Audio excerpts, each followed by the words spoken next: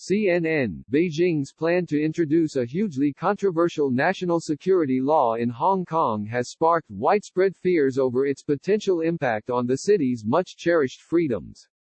Residents of the semi-autonomous city only need to look across the border at mainland China to get a glimpse of how national security, broadly and vaguely defined, can be used as a convenient pretext for the political prosecution of dissidents, activists, human rights lawyers and journalists. Nobel Peace Prize laureate Liu Xiaobo, for example, was sentenced to 11 years in prison for inciting subversion of state power.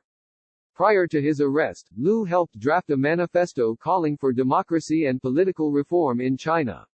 Liu died of multiple organ failure in 2017 after being diagnosed with liver cancer, making him the first Nobel Peace Prize winner to die in state custody since Karl von Ossietzky, who was imprisoned by Nazi Germany. China enacted its first national security law in 1993, which focused on issues relating to espionage activities. That law was replaced by the counter-espionage law in 2014 with updated rules that more closely targeted foreign spies, as well as Chinese individuals and organizations who collaborate with them. In 2015, China passed a sweeping new national security law covering a much wider array of areas, including, but not limited to defense, politics, the economy, the environment, technology, cyberspace, outer space, culture, ideology and religion. The new law is part of a broader push by Chinese President Xi Jinping to strengthen national security. A year after he came to office, Xi set up a powerful National Security Commission, which he heads himself, to lead the effort and increase coordination among the various wings of the country's security bureaucracy. But long before the new national security law went into effect, the Chinese government had been throwing dissidents, activists, human rights lawyers and journalists in jail for national security crimes, a trend that has only intensified under Xi's crushing crackdown on activism and dissent. Jailed on national security grounds. In 2014, Uyghur economist Ilham Tohti was sentenced to life imprisonment for separatism.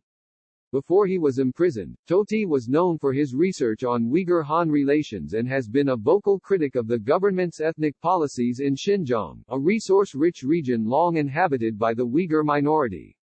In 2015, veteran journalist Gao Yu was handed a 7-year jail sentence for illegally providing state secrets to foreign entities. She was accused of disclosing an internal party document in 2013 to an overseas Chinese-language news organization. Known as Document No. 9, it revealed the Chinese Communist Party's ideological battle plan to counter advocates of constitutional democracy, banning public discussions on topics ranging from press freedom, civil rights to judicial independence. In November 2015, Gao's term was reduced to 5 years, and was allowed to serve her sentence outside prison on medical grounds.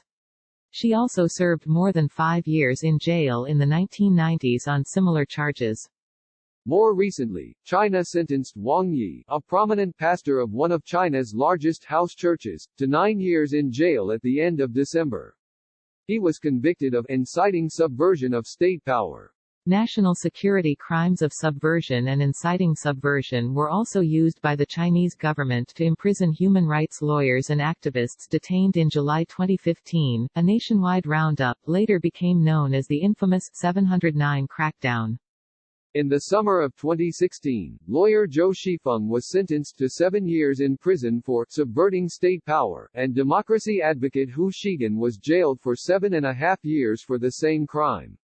In 2017, lawyer Zhang Tianyang was sentenced to 2 years in jail for inciting subversion of state power, and human rights activist Wu Gan was handed a jail term of 8 years for subverting state power.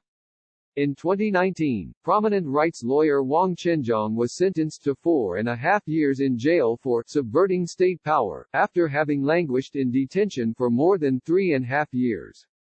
Non-mainland Chinese citizens have also been imprisoned for national security crimes.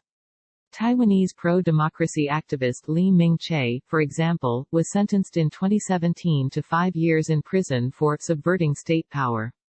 China has also arrested 2 Canadian citizens for what it says are suspected crimes relating to state secrets, shortly after Canada arrested an executive from Chinese tech giant Huawei on behalf of the U.S.